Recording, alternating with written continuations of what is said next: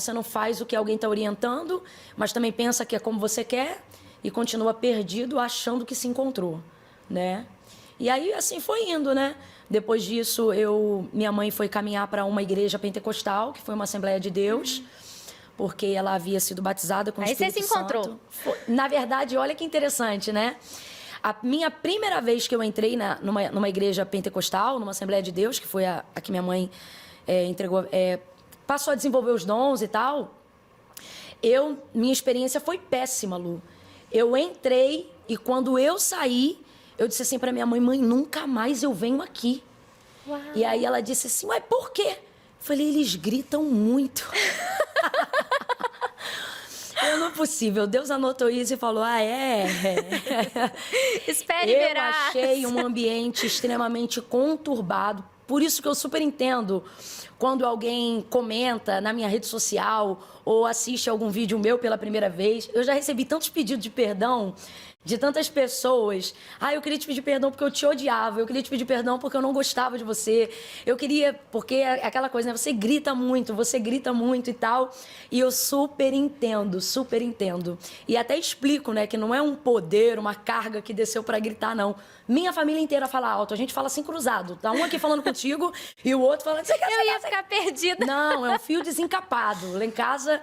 E isso acaba se estendendo como sua personalidade em tudo que você vai desenvolvendo, né? Porque Deus não muda quem você é. Deus te ensina a ser quem Ele quer ser em você, né?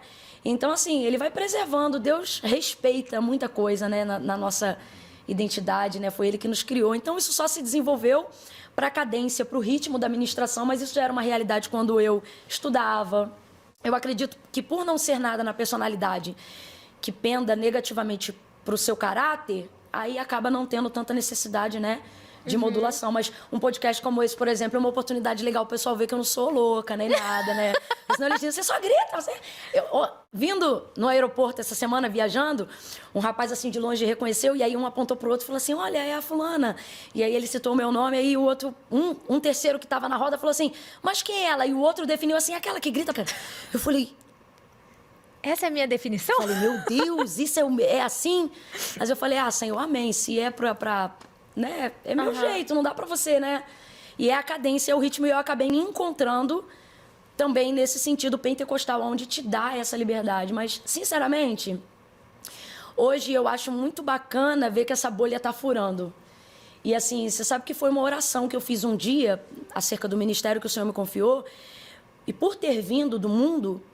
e ter visto muitas coisas sem fronteiras no mundo, e eu ouvi dizer que o reino de Deus era um reino sempre eterno, eu disse, Deus, se for para ter um rótulo e ser uma coisa só, não foi assim que eu aprendi que era o teu reino.